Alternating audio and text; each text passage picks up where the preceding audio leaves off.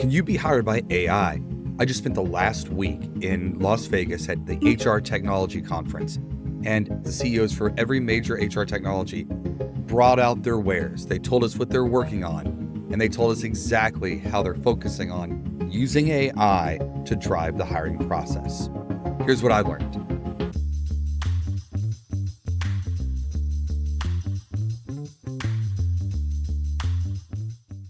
Well, the bottom line is this. Can you be hired by AI? Yes, you can. The systems all exist for that to happen, but nobody's doing it. In fact, there are new laws and regulations that are coming out that's making that less and less likely to be something that happens in the end. Now, the way that this could work, the way that the systems are built, I'll lay that out, and you can be on the lookout when you're applying for jobs.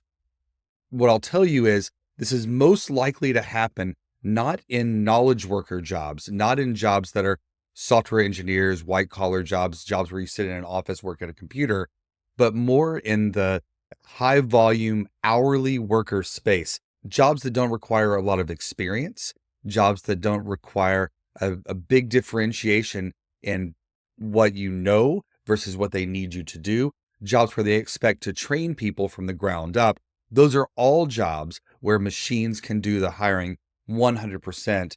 And the only reason that they're not going to do that is that there are new laws that are prohibiting them from doing it. You see, what happens is if there's not a lot to differentiate you for a particular job, say we just need someone with 6 months of customer service experience.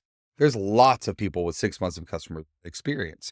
So how do you decide which of the bazillion people who applies for the job is the one that you want to hire? It's a little bit arbitrary, honestly. You might have one company that you're looking for their experience from that you think, oh, well, if they worked at Chick-fil-A, I've had a lot of luck with Chick-fil-A employees having great customer service experience. They've been trained in that. You may look for people who have worked at Enterprise Rent-A-Car if you want a manager because they have a good management training program at Enterprise. So these sorts of jobs, you may have very specific preferences, but you're never going to put in the job description that that's what you're looking for. Otherwise, what exactly is the difference? If you're going to hire someone to do something like retrieve carts at Walmart, how do you know if one person is better for that job versus another? You really don't. In fact, just about anybody can do that job. It's a matter of who's willing to do that job. So that's where these hiring algorithms can come into place. They can come in and apply a truly random selection of the people who have applied and say, well, of all the people who applied, it really doesn't matter. So we just need to make sure that we're not discriminating. So we're going to apply a random number to everyone and select them that way. Keeps everybody from going to jail in the end. So that's where you might see this. The way that it works is you might see these things that say text to apply for a job. When you text to apply for a job, that's going to a chatbot. That chatbot is asking you some questions and you're filling it out. And once that's happened, once you've completed the information, then that chatbot says, well, they meet all of our requirements. They're legally allowed to work in the US. They don't have any convictions related to this job that we need to worry about. They have our minimum qualifications. They've graduated from high school. If that's a requirement, they can lift 50 pounds, whatever those requirements are. That chatbot can discern very basic things, yes or no answers, and it can decide they meet those basic qualifications. Then you go into a pool and you might talk to a person. The chatbot might schedule you to talk to a person. But if it doesn't, it might just say, right on, this person looks like they're a good fit. They can go into the mix. And honestly, an interview is not necessary in that case because they just need the basic information. And then they need to run a background check, probably a drug screen, that kind of thing right afterwards. Technology can take care of that all the way along the way. And then you're just given your day to start or you're not. And the technology can make that all happen. And it's not a terrible thing, but it just doesn't feel good that that's happening. They're not making a decision about you. They're not talking to you and saying that you are the best customer service person. They are just randomly selecting a person that comes along. They're doing that in the name of being less discriminatory. That's the reason they would do that. It feels a little weird. We hear people worried about AI in discriminatory cases, but that's what they're trying to do. They're trying to decrease discriminatory behavior. Now, for the other type of jobs, for the knowledge workers that are out there, what you'll see instead is you'll see when you apply for a job, you'll see really quick responses on if you're qualified or not, if you're going to move forward or not with the new technologies that are coming along. And we're going to use more and more AI. And the way that AI is going to be used is that when you apply for a job, it's going to do what some of the AI is able to do right now. It's just getting smarter. It's going to sort your resume to the top.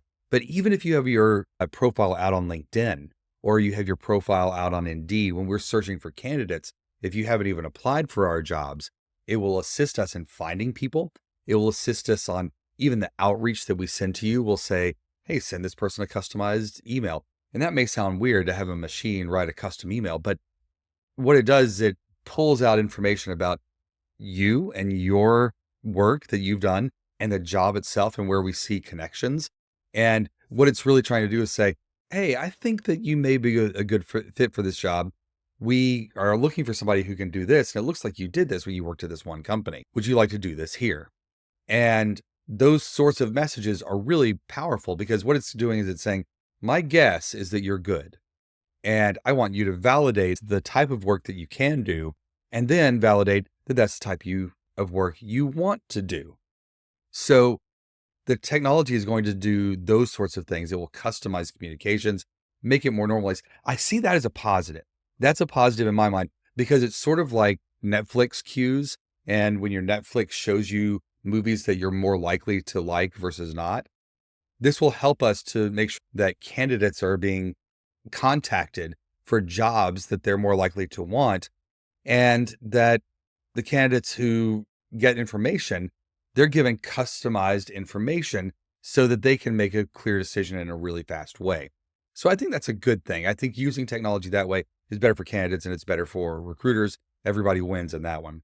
The sorting one, putting the best candidates at the top, worst candidates at the bottom, there are ways to game that system. If you want a little help gaming that system, here's your trick. You have to customize your resume. Now, what that doesn't mean is cheating and saying that your resume is something that it's not, that you have experience that you don't. What it means is if you have a lot of experience, you pull out the things that aren't relevant, you keep in the things that are relevant, and you align your language to the language of that job. When your language is aligned to the job, you're a better fit. And the people that go up to the top, it's based on relevance. It's a fit score. So the more aligned you are with that job, the higher you go up in there. In fact, I sort of cheated at one time when I was testing a technology.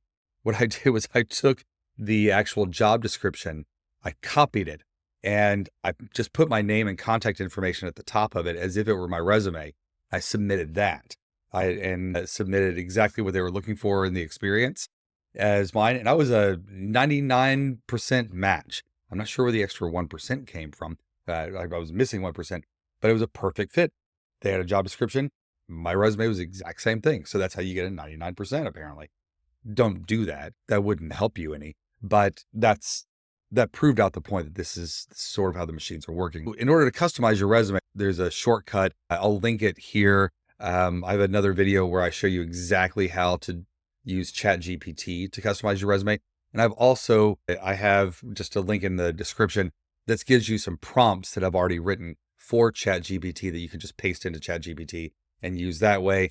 And I also have a custom GPT that just does it for you. All that is zero cost. So you can just use those for yourself. But that's the way to sort of get ahead and game the system a little bit. The more people are relying on AI to do their searches, the more people are going to use AI to game the system. So if you're not playing the game, you're on the sidelines is the bottom line. So when each side, it's almost like an arms race on the technology side. One side has an advance, the other side has an advance. So when the recruiters are using this, you should use it too. That's what's coming next. All right. So can you be hired by AI? The answer is, yeah, you could be hired by AI. Will you likely be hired by AI? Probably not. It'll play some part in the process. It will touch your process somewhere along the way, but it won't make the decision most likely. There's still a human involved as of today, and HR is really slow to adopt things. So My guess, there's going to be a human involved in these decisions for at least the next decade. HR is super slow to adopt new processes. So you're probably okay from your HR overlords making decisions about that part of your career. What I'm going to ask you to do is subscribe and like this thing, because the next follow-up is, will AI do my review? There's a huge company that is having AI write the reviews for their employees. I'm going to tell you all about that in my next video.